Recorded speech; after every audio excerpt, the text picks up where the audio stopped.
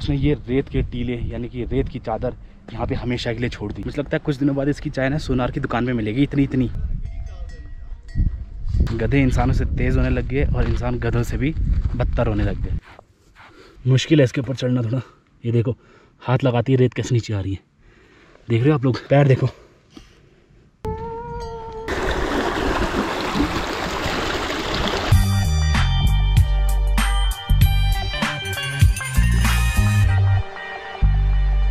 तो good morning guys. तो कल रात को मैं यहाँ पे सो रखा था इस जगह पे। पहले मैंने टेंट बाहर लगाया था, लेकिन इतनी तेज़ तूफान आया, इतना तेज़ तूफान आया। पहले मैंने टेंट यहाँ पे लगाया था, फिर मैंने लगाया वहाँ पे। मुझे लगा कि शायद दो तरफ से हवा रुक जाएगी, लेकिन फिर भी बहुत तेज़ तूफान आ रहा था। फिर मैंने टेंट लगाया इस साइड में पीछे, वहाँ पे भी हवा नहीं रुकी। तब मैंने लास्ट में सारा सामान पटक के इस साइड रख दिया रात को लगभग 12 साढ़े 12 बजे, और अपना बिस्तर उस साइड लगा दिया। सैंड ड्यून्स का तूफान ऐसे ऐसे गोल गोल घूम रहा था। पीछे की तरफ शीशे भी हैं, वो भी टूट गए थे। Hey guys, good morning. सुबह के बज रहे 9 और डे 12 में आप सभी का स्वागत है। तो अभी मैं हूँ खूबसूरत सी नुब्रा वैली में, ठीक है। तो नुब्रा वैली का शाम का मैंने आपको नज़ारा दिखाया था, अब मैं आपको सुबह सुबह का नज़ारा दिखा रहा हूँ। कल रात मैंने यहाँ पे टेंट लगाया था, जैसे मैंने आपको बताया था। देखो मैं टेंट को खींच के लाया था, तो उसके निशान भी अभी तक पड़े हुए हैं, अगर आप लोगों को दिख रहे होंगे तो। मुझे लगा कि चलो एक तरफ से हवा रुक रही है, यहाँ पे अगर मैं टेंट लगा देता हूँ तो दोनों तरफ से हवा रुक जाएगी, एक इस साइड से एक इस साइड से। बट जैसे आप देख रहे हो आगे सैंड ड्यून्स हैं, इतनी तेज़ हवा आ रही, मतलब उसकी रेत भी यहाँ तक आ रही थी। तो मेरे टेंट के ऊपर पूरी रेत आ रही थी।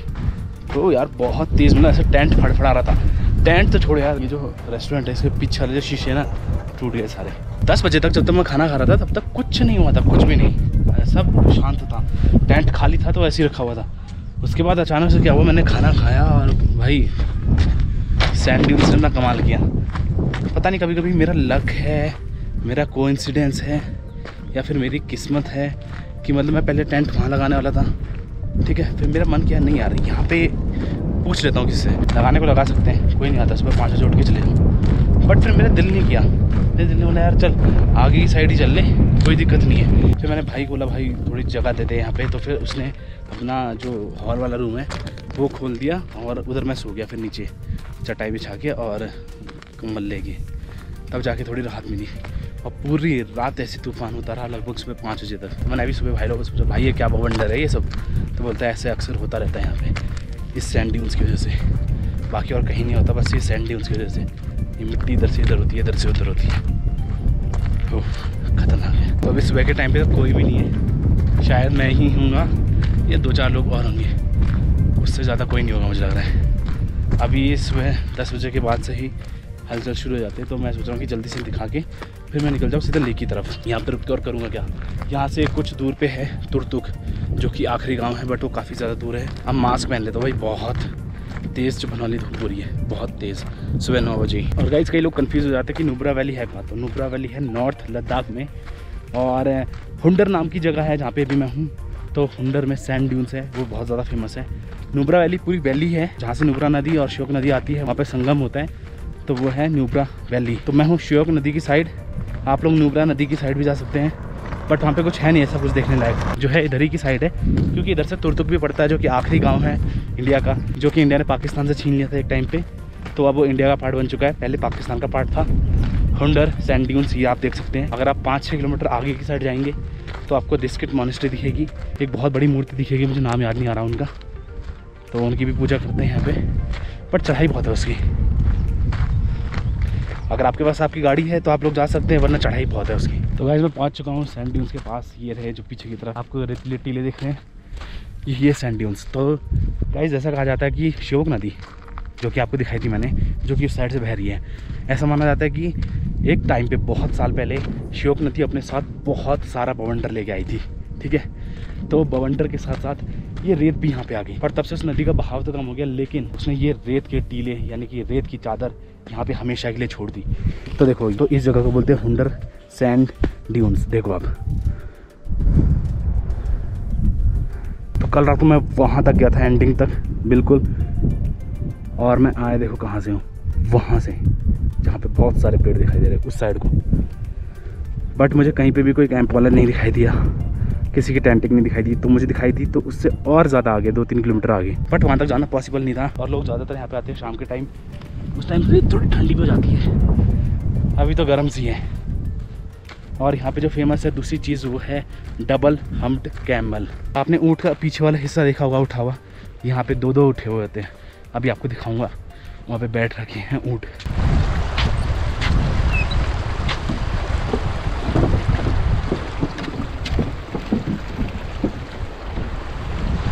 श्योक नदी का कुछ पार्ट यहाँ से बह रहा है, बड़ा खूबसूरत सा लग रहा है।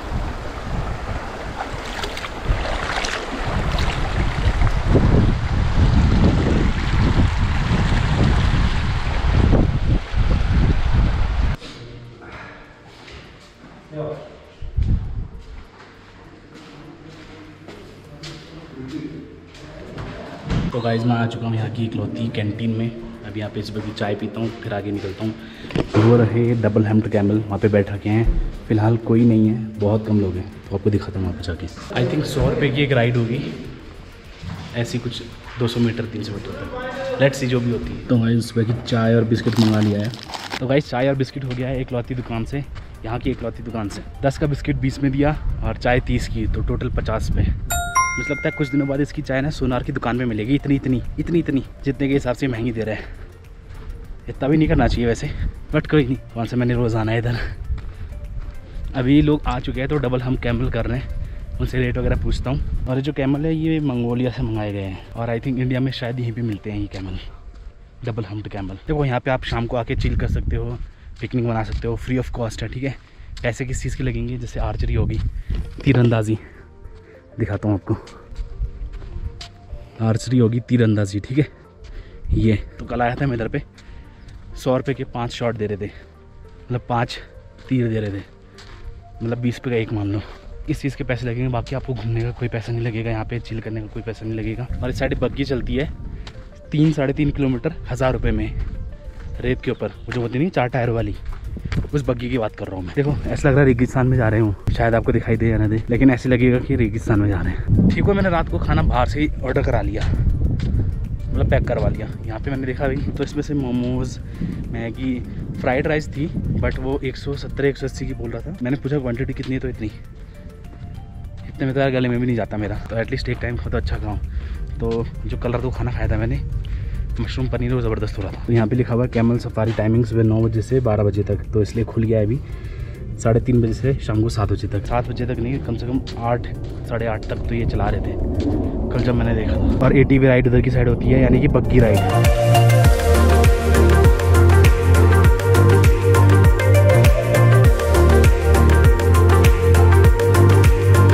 तो फाइनली गाइस मैं पहुंच चुका हूं कैमल सफारी के सामने, यानी कि डबल हम्प्ड कैमल। तो ये है डबल हम्प्ड कैमल। अभी रेट पूछते हैं कितना है, प्राइसेस क्या भैया इनके? 350 रुपये। कितना चक्कर? एक चक्कर कितना किलोमीटर होगा वहाँ तक? तो लगभग 500 मीटर आप वापस, 1 किलोमीटर का 350 रुपये लगभग।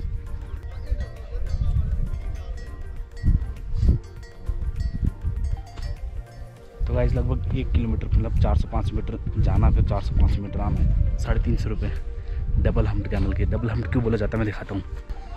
ये देखो, एक हम्प और ये दूसरा हम्प, ये है डबल हम्प्ड, और ये मंगोलिया से लेके आए हैं इनको।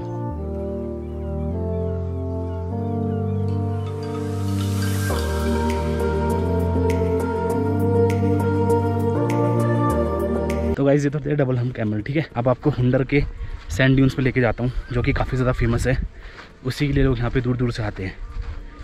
और जब आते हैं तो फिर ये भी कर लेते हैं कैमल राइड, बट मैं नहीं कर रहा फ़िलहाल। आप लोग आओ तो कर सकते हो।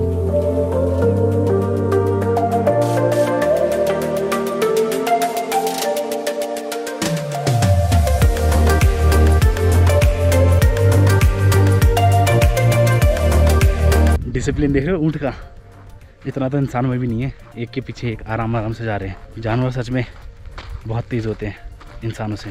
अब गधे इंसानों से तेज़ होने लग गए, और इंसान गधों से भी बदतर होने लग गए। तो गाइस मैं पहुंच चुका हूँ हुंडर सैंड ड्यून्स में। तो ये सब श्योक नदी की देन है, उसने कुछ ऐसा प्राकृतिक रूप दिया इसको कि ये टूरिस्ट स्पॉट बन गया, वरना नदी जो रूप देती है वो खंडर बन जाता है। सही तो लग रहा है इसमें चलते हुए।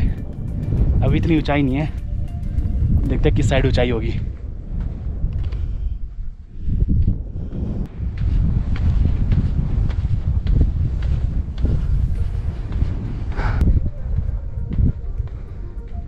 तो गाइस यहाँ पे सैंड ड्यून्स के टीले वाले पहाड़ अब थोड़े धंसने लग गए पैर इसमें, बढ़िया लग रहा है इसमें। तो कल रात मैं यहीं तक ही आया था। अब देखो कितना दूर आया मैं देखने के लिए कि लोग टेंट कहाँ पे लगा रहे हैं, बट लोगों ने यहाँ पे नहीं लगाया था, लोगों ने लगाया था वो जो प्लेन सी जगह दिख रही है लगभग यहाँ से 2 किलोमीटर की दूरी पे, उस जगह पे। तो कुछ ऐसा है, देखो ये वाला रेगिस्तान, रेतिस्तान है ये, रेतिस्तान।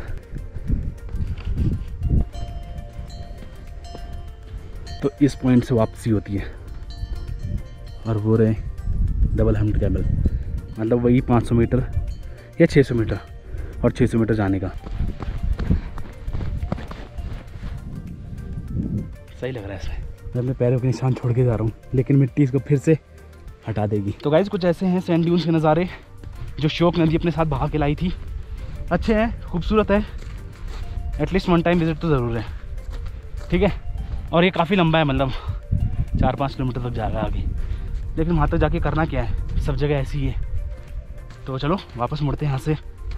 प्यास लग रही है इधर तो ऐसा लग रहा है राजस्थान के सैंड डेजर्ट में आ गया, बट वाइट सैंड डेजर्ट में, इसलिए इसको वाइट सैंड डेजर्ट भी बोलते हैं, दूसरा नाम। और नुब्रा वैली को वैली ऑफ फ्लावर्स भी बोलते हैं, बट वो इस साइड नहीं है, नुब्रा वैली उस साइड है, असली वाली नुब्रा की वैली। ये श्योक रिवर वाली वैली हो गई, बट आता पूरा एरिया नुब्रा वैली में ही है। बैग उठाता हूँ, निकलता हूँ सीधा लेह की तरफ, क्योंकि टाइम लग जाएगा, क्योंकि लेह से ये जगह लगभग 130 से 150 किलोमीटर के बीच में है, और मैं तो लिफ्ट लेके जा रहा हूँ, तो मुझे टाइम बहुत लगेगा, इसलिए चलते हैं। इस टीली के ऊपर चढ़ के देखता हूँ चढ़ पाता हूँ कि नहीं, मज़ा आएगा इसके ऊपर चढ़ने में बहुत ज़्यादा। चलो, थोड़ा मुश्किल है इसके ऊपर चढ़ना, बट क्योंकि पैर बहुत ज़्यादा धंस रहे हैं इसमें, लेकिन मज़ा आएगा। कुछ पहाड़ियों की टॉप पे देखो बर्फ़ जमी है, और यहाँ पे गर्मी लग रही है। इधर पे रात को ठंड लग रही थी, अभी गर्मी लग रही है। ब्लैक डॉग, काला कुत्ता, काला कुत्ता। मुश्किल है इसके ऊपर चढ़ना थोड़ा। ये देखो हाथ लगाती है, रेत कैसे नीचे आ रही है, देख रहे हो आप लोग। बट जो डर जाए वो अजीत पोखरियाल थोड़ी, चढ़ के तो रहूँगा मैं। Let's go. पैर देखो, पैर देखो मेरे गाइस, बवंडर में बहुत ज़्यादा गर्म रेत बनी हुई है।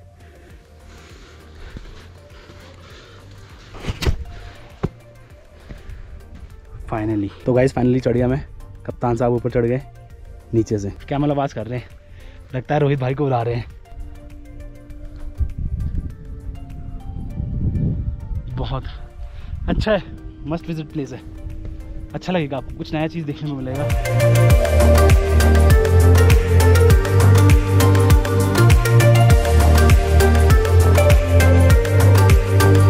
तो गाइस एक और लास्ट बार देख लो डबल हम्ड कैमल। यार रोहित चुप हो जाए यार, क्यों चिल्ला रहे हैं।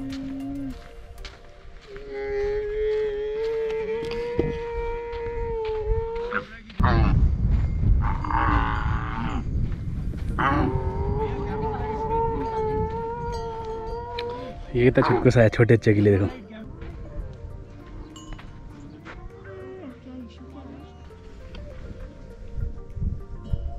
छोटे वाले कैमल की बात चली गई, जो वहाँ पे खड़ा था एक छोटा कैमल।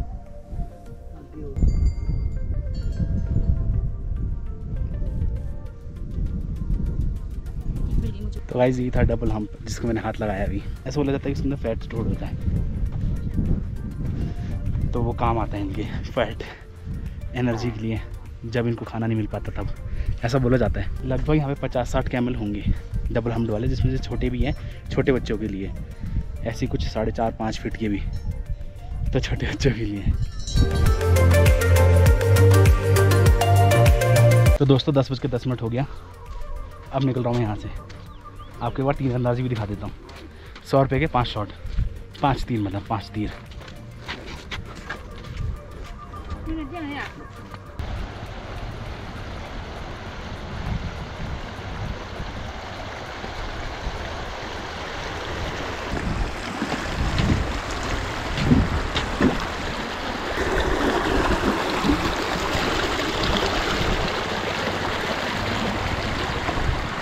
तो गाइस सैंड ड्यून्स इधर भी है, बीच में भी है, और इस साइड को भी है। आप लोग कहीं भी जाके विजिट कर सकते हैं। सैंड ड्यून्स हर जगह से आपको सेम ही दिखेंगे।